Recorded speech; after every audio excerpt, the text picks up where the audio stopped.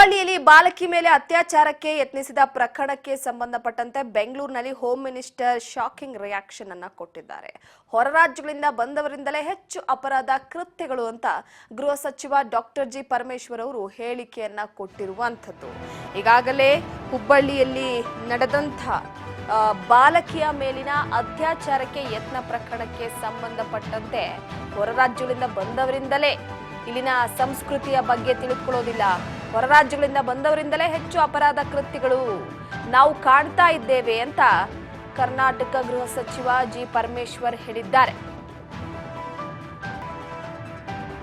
ಹುಬ್ಬಳ್ಳಿಯಲ್ಲಿ ಬಾಲಕಿಯ ಹತ್ಯೆ ಹಾಗೂ ಎನ್ಕೌಂಟರ್ ವಿಚಾರವಾಗಿ ಅವರು ಪ್ರತಿಕ್ರಿಯಿಸಿರುವಂತಹ ವಿಚಾರಕ್ಕೆ ಸಂಬಂಧಪಟ್ಟಂತೆ ಹೊರಗಿಂದ ಬಂದಂತವರಿಂದಲೇ ಈ ರೀತಿಯಾದಂತಹ ಕೃತ್ಯಗಳು ನಡೀತಾ ಇದೆ, ರಾಜ್ಯದಲ್ಲಿರುವಂತಹ ಸಂಸ್ಕೃತಿ ಬಗ್ಗೆ ಅವರು ತಿಳಿದುಕೊಳ್ತಾ ಇಲ್ಲ ಎನ್ನುವಂತ ಒಂದು ಶಾಕಿಂಗ್ ರಿಯಾಕ್ಷನ್ ಅನ್ನ ಕೊಟ್ಟಿರುವಂತದ್ದು ಗೃಹ ಸಚಿವರು.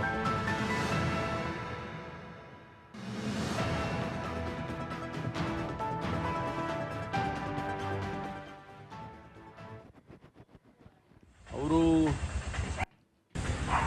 ಅದು ಈಗಾಗಲೇ ತಮಗೆಲ್ಲ ಗೊತ್ತಾಗಿದೆ. ನಿನ್ನೆ ದಿವಸ ಹುಬ್ಳಿಯಲ್ಲಿ ಒಬ್ಬ ಬಿಹಾರ ಮೂಲದ ವ್ಯಕ್ತಿ 5 ವರ್ಷದ ಮಗುನ ಎತ್ಕೊಂಡು ಹೋಗಿ ಕೊಲೆ ಮಾಡಿರ್ತಕ್ಕಂಥದ್ದು. ನಂತರ ಅವನ್ನ ವಿತಿನ್ ನೋ ಟೈಮ್ ಸೆಕ್ಯೂರ್ ಮಾಡಿದ್ದಾರೆ.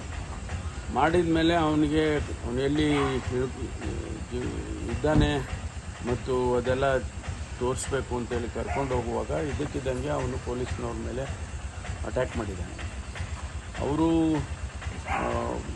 ಆತ್ಮರಕ್ಷಣೆ ಮಾಡ್ಕೋಬೇಕಲ್ಲ, ಅದಕ್ಕೆ ಅವರು ಕಾಲಿಗೆ ಗುಂಡು ಹಾಕಬೇಕು ಅಂತ ಫೈರ್ ಮಾಡಿದ್ದಾರೆ. ಅದು ಮತ್ತು ಬೇರೆ ಬೆನ್ನಿಗೂ ಕೂಡ ಬಿದ್ದಿದೆ ಅಂತ ಹೇಳಿ ಇಮಿಡಿಯೇಟಾಗಿ ತೊಗೊಂಡೋಗಿ ಆಸ್ಪತ್ರೆಗೆ ಅವನನ್ನು ಅಡ್ಮಿಟ್ ಮಾಡಿದ್ದಾರೆ. ಅಲ್ಲಿ ಆಸ್ಪತ್ರೆಗೆ ಹೋಗೋಷ್ಟರಲ್ಲಿ ತೀರ್ಕೊಂಡಿದ್ದ ಅಂತ ಹೇಳಿ ರಿಪೋರ್ಟ್ ಇದೆ. ಅದಕ್ಕೆ ನಾನು ಇಮಿಡಿಯೇಟಾಗಿ ಒಂದು ತನಿಖೆ ಮಾಡಿ ಅಂಥೇಳಿ ಒಬ್ಬ ಸೀನಿಯರ್ ಆಫೀಸರ್ನಿಂದ ತನಿಖೆ ಮಾಡಿಸಿ ಅಂತ ಹೇಳಿದೆ. ತನಿಖೆ ಮಾಡಿದ ಮೇಲೆ ಆ್ಯಕ್ಚುಯಲ್ ಫ್ಯಾಕ್ಟ್ಸ್ಗಳು ಎಲ್ಲ ಗೊತ್ತಾಗುತ್ತೆ. ಅದು ಈಗಾಗಲೇ ತಮಗೆಲ್ಲ ಗೊತ್ತಾಗಿದೆ. ನಿನ್ನೆ ದಿವಸ ಹುಬ್ಳಿಯಲ್ಲಿ ಒಂದು ಕಡೆ ಈಗಾಗಲೇ ಪರಮೇಶ್ವರ್ ಅವರು ರಿಯಾಕ್ಷನ್ ಕೊಟ್ಟಿರುವಂಥದ್ದು. ಯಾಕಂದ್ರೆ ಹೊರಗಡೆಯಿಂದ ಬಂದಂಥವ್ರು ಈ ರೀತಿಯಾಗಿ ಅವರಿಗೆ ನಮ್ಮ ರಾಜ್ಯದ ಸಂಪ್ರದಾಯ ಗೊತ್ತಿರಲ್ಲ, ಆದರೆ ಹೊರಗಿನಿಂದ ಬಂದಂಥವರಿಂದಲೇ ಈ ರೀತಿಯ ಕೃತ್ಯಗಳು ಹೆಚ್ಚಾಗ್ತಾ ಇದೆ ಎನ್ನುವಂಥ ಹೇಳಿಕೆಯನ್ನ ಕೊಟ್ಟಿರುವಂಥದ್ದು. ಪ್ರಮುಖವಾಗಿ ಒಂದು ಕಡೆ ಇಡೀ ಹುಬ್ಳಿಯನ್ನೇ ಬೆಚ್ಚಿ ಬೀಳಿಸುವಂತೆ ಮಾಡಿದಂತಹ ಪ್ರಕರಣ, ಅದು ಕೂಡ ಪುಟ್ಟ ಬಾಲಕಿ, 5 ವರ್ಷದ ಪುಟ್ಟ ಬಾಲಕಿ, ಮುದ್ದಾದಂಥ ಹುಡುಗಿಯ ಮೇಲೆ ಅತ್ಯಾಚಾರಕ್ಕೆ ಸಂಬಂಧಪಟ್ಟಂತೆ ಹಂತಕರನ್ನ ನಿನ್ನೆ ಶೂಟೌಟ್ ಮಾಡಲಾಯಿತು.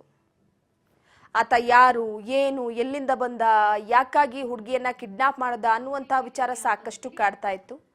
ಆತ ಈ ಪುಟ್ಟ ಬಾಲಕಿಯನ್ನ ಅಪಹರಿಸ್ತಾ ಇದ್ದಂತಹ ದೃಶ್ಯ CCTVಯಲ್ಲಿ ಸೆರೆಯಾಗಿತ್ತು. ಅದರ ಆಧಾರದ ಮೇಲೆ ಎನ್ಕೌಂಟರ್ ಮಾಡಲಾಗಿದೆ.